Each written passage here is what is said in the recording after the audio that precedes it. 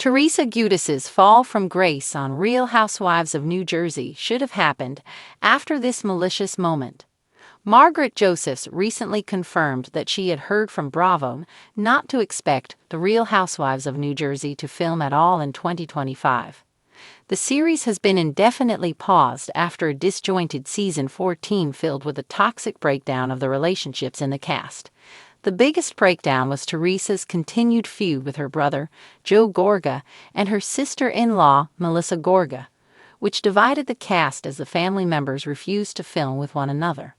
For longtime viewers of RHONJ, none of this behavior is new. As long as Teresa has been part of the cast, these kinds of antics have been on the series, which is part of the reason she creates such great reality TV.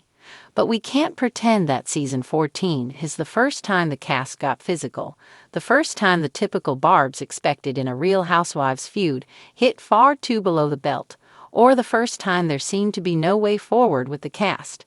Teresa has been pulling questionable stunts for as long as she has been on TV, and a moment from season 10 makes clear her fall from grace on Bravo could have happened much earlier than season 14.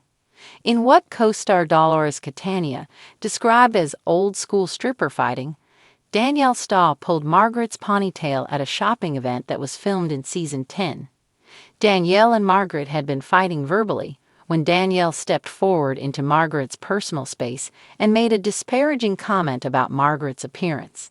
In retaliation, Margaret poured her water on Danielle's head. After the pair were separated, the store owner encouraged Danielle to pull Margaret's ponytail, which she did as she was exiting the event.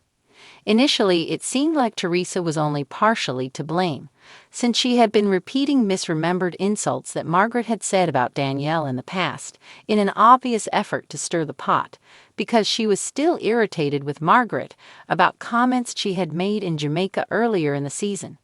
But as the season progressed, Danielle confessed to Melissa that Teresa had told her to pull Margaret's hair that day, which was confirmed at the reunion when footage was shown of Teresa giddily egging her friend on. When confronted, Teresa admitted she was wrong and confessed she just hoped that the production wouldn't use the footage.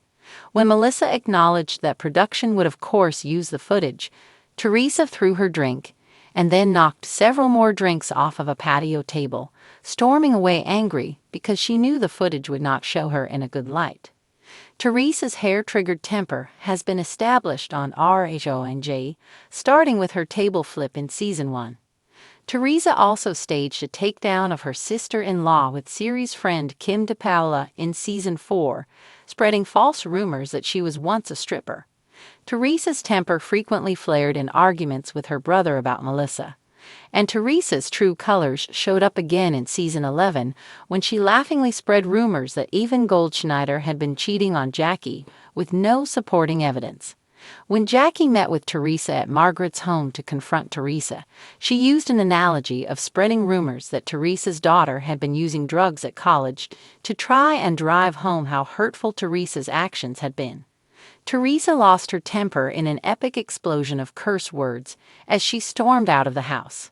Teresa worked hard to establish herself as calm and collected in later seasons of RHONJ, rebranding under the yoga phrase Namaste to suggest how peaceful she had become. But her continued feud with her family and the rumors that Teresa and Jennifer had turned to bloggers to leak information about their castmates, like when Teresa was feuding with John Fuda, and suddenly there was an uptick in online accounts bringing up his arrest history from when he was a young adult, certainly didn't help.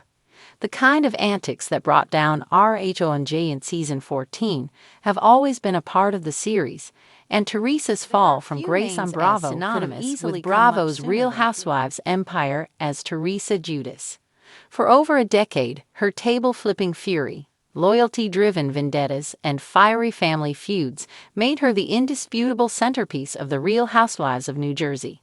But what goes up must eventually crash down, and if justice were poetic rather than delayed, Teresa's fall from grace should have come not with bankruptcy filings or time behind bars, but with the cruel, calculating moment that exposed a far more sinister layer of her reality TV persona. The moment in question, that now infamous scene during season 4's Napa trip, The ambush at the vineyard, where Teresa allowed her vendetta against sister-in-law Melissa Gorga to reach an apex of calculated malice.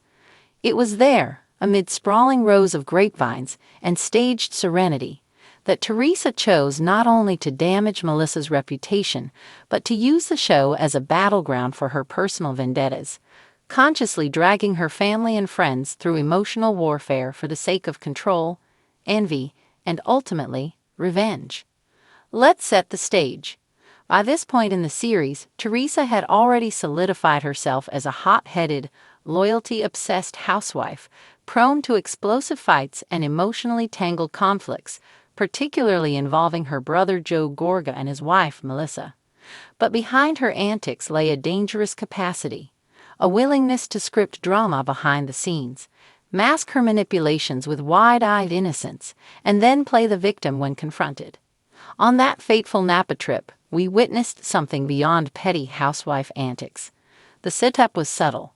A local vineyard, a wine tasting, and the apparent inclusion of a mutual friend who just happened to know about rumors that Melissa had once danced provocatively for money.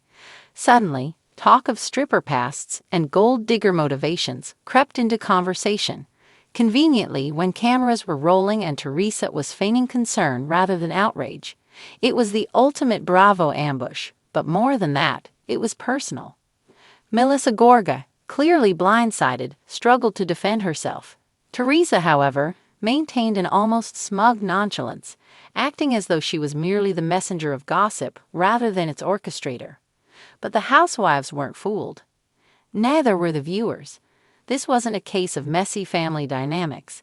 It was character assassination hidden beneath rhinestone-covered hair extensions and designer handbags.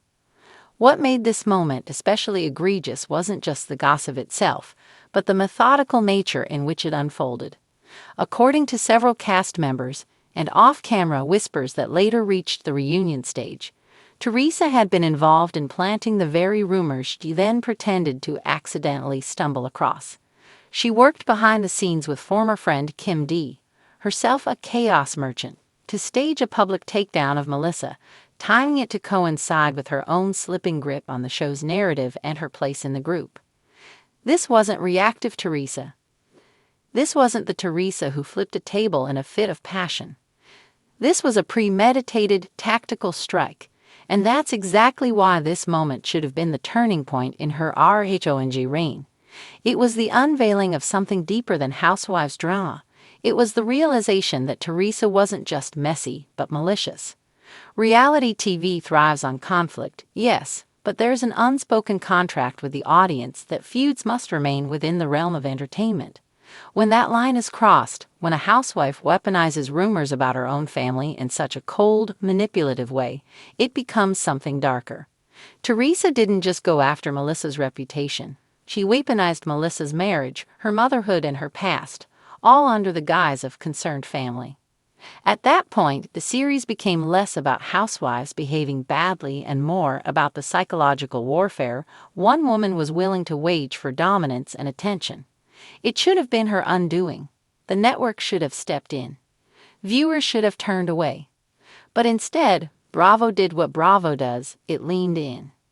The tragedy is that Teresa's actual fall from grace came later and was tied more to legal troubles than her actions on the show.